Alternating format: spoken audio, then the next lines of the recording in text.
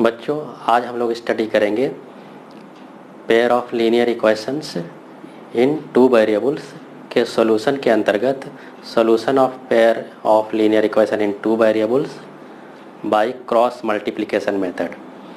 आज हम लोग क्रॉस मल्टीप्लिकेशन मेथड सीखेंगे कि इस मेथड का यूज करके हम लोग pair of linear equation in two variables को कैसे सॉल्व करेंगे। तो आइए समझते हैं इस मेथड को। सबसे पहले हम लोग pair of linear equation in two variables को स्टैंडर्ड फॉर्म में लिख देंगे। जैसे यहाँ पर मैंने दो इक्वेशन स्टैंडर्ड फॉर्म में जनरल इक्वेशन लिख रखे हैं, a1x plus b1y plus c1 equal to 0 and a2x plus b2y plus c2 equal to 0। अब क्रॉस मल्टीप्लिकेशन का यूज करके हम लोग कैसे इक्वेशन सॉल्व करेंगे ये समझा जाए। सबसे पहले हम लोग लिख लेंगे x y 1, इस तरह से लिख देंगे। फिर यहाँ b1 b2 लिखेंगे, फिर यहाँ पर c1 c2 और फिर यहाँ पर a1 a2 और फिर b1 b2। ये साइक्लिक चलता है a1 b1 c1। जैसे हम लोग इसका साइकिल अगर ड्रा करें a1 b1 c1, तो पहले b1 आया है, फिर c1, फिर a1, फिर b1। याद करने के लिए है a1 b1 c1, ये साइक्लिक चलता है। या a2 b2 c2, पहले b2 आया, b2 c2, फिर a2, फिर b2। तो b1 b2 c1 c2 a1 a2 b1 b2 ऐसे लिख लेना है। फिर नेक्स्ट लाइन में जब हम लोग बढ़ेंगे तो x अपॉन क्रॉस मल्टीप्लिकेशन कर लेंगे b1 c2 minus b2 c1, b1 c2 का मल्टीप्लिकेशन माइनस b2 c1। तो ये क्रॉस मल्टीप्लिकेशन हो रहा है। This is equal to y upon c1 a2 minus c2 a1।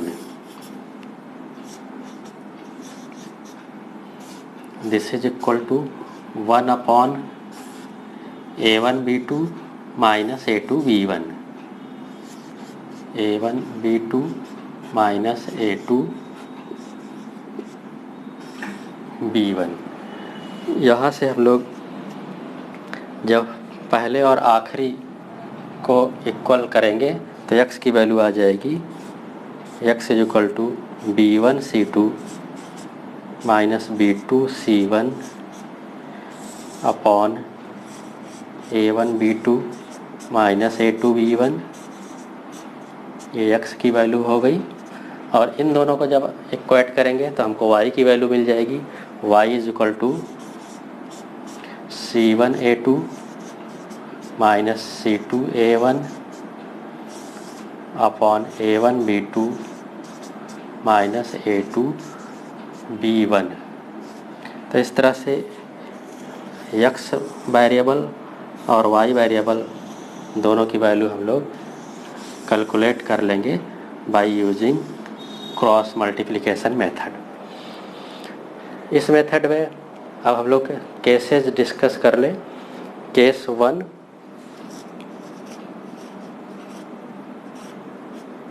Case first, if a1 b2 minus a2 b1 is not equal to 0।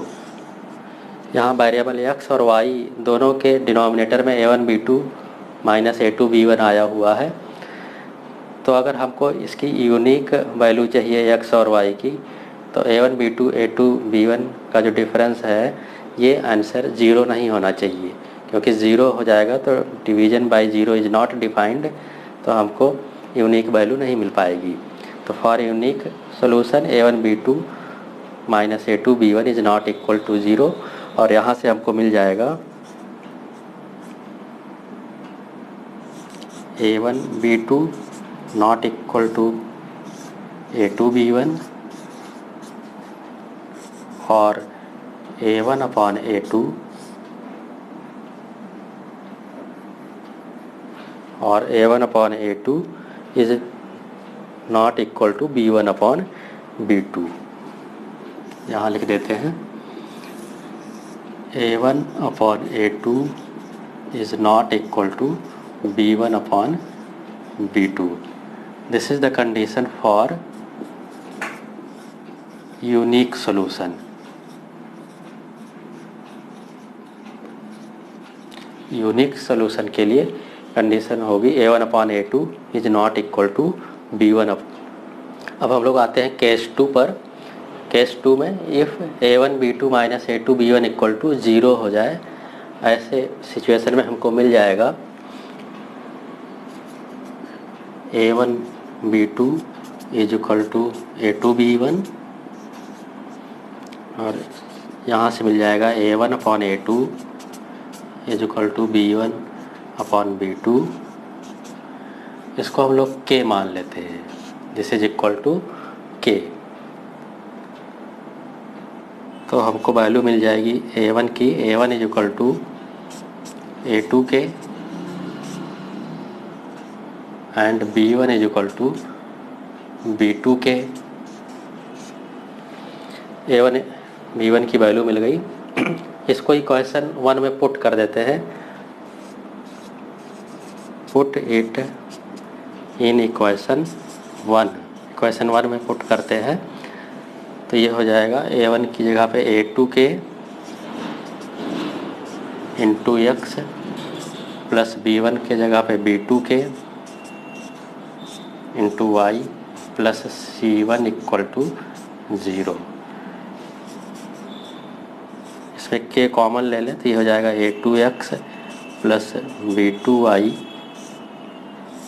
Into K plus C1 equal to 0। तो A1 B1 की value put करने से हमको ये equation मिल गया A2x plus B2y into K plus C1 equal to 0। अब यहाँ पर अगर हम लोग C1 is equal to C2 के वैल्यू रख दें तो ये इक्वेशन हो इक्वेशन 2 जैसा हो जाएगा। तो if we put here if C1 is equal to C2K, then we get A2x plus B2y plus C2 equal to 0. If we put C1 is equal to C2K, then we get A2x plus B2y plus C2 equal to 0, जो कि हूबहू equation 2 जैसा है। तो हमको equation 2 ही मिल गया equation 1 में put करने से। इसका मतलब ये हुआ कि इस कंडीशन में अगर A1 B2 minus A2 B1 0 रखते हैं तो वैसे केस में हमको जब C1 की वैल्यू भी C2 K के बराबर रख देते हैं तो हमको इक्वेशन 1 और इक्वेशन 2 दोनों कोइंसाइड हो जाते हैं। इसका मतलब कि दोनों एक ही इक्वेशन हो गए, यानी जो पॉइंट इक्वेशन 1 को सेटिस्फाई करेंगे वही इक्वेशन 2 को भी सेटिस्फाई करेंगे। तो in this case we get the condition for many solution. तो हमको मेनी सॉल्यूशन के लिए यहाँ पे कंडीशन मिल जाएगी A1 upon A2 is equal to B1 upon B2 equal to C1 upon C2। C1 is equal to C2 के put किया गया था तो C1 अपॉन C2 भी K के ही बराबर होगा। A1 upon A2 equal to B1 upon B2 ये K के बराबर हम लोगों ने माना ही था। तो यहाँ से हमको मिल गया condition for many solution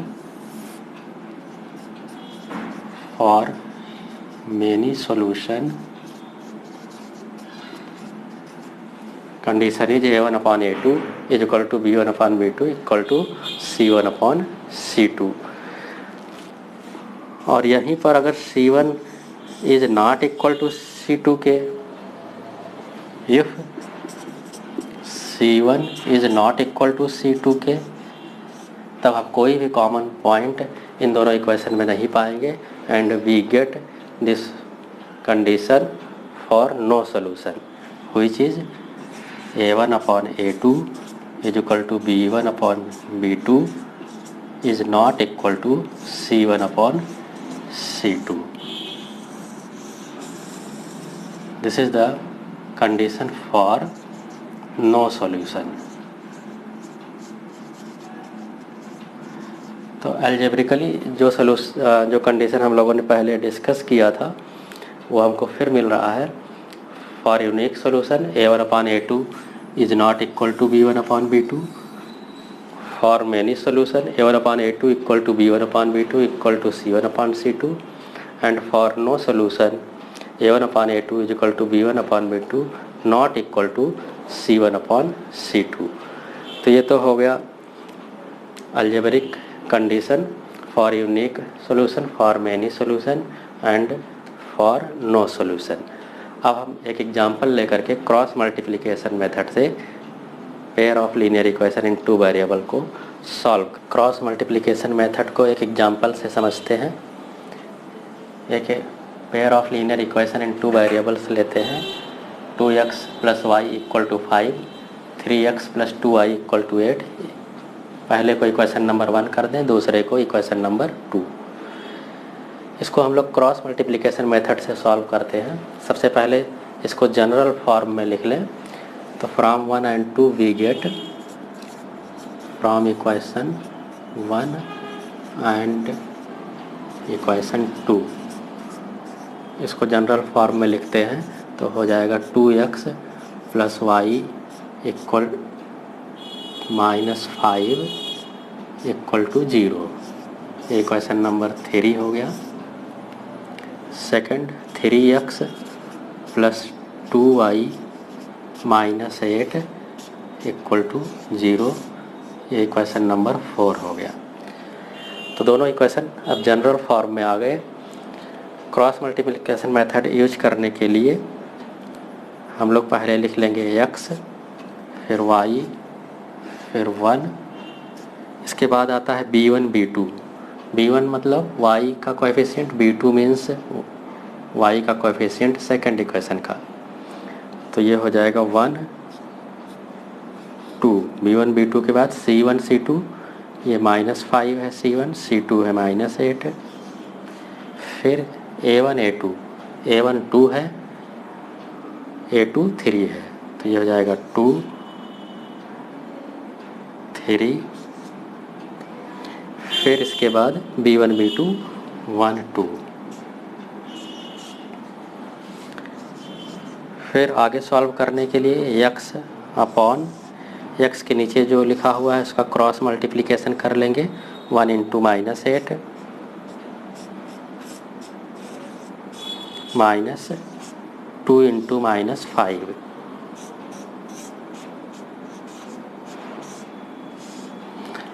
this is equal to y upon -5 into 3 -8 into 2. -5 into 3 फिर -8 into 2. This is equal to 1 upon 2 into 2 -3 into 1.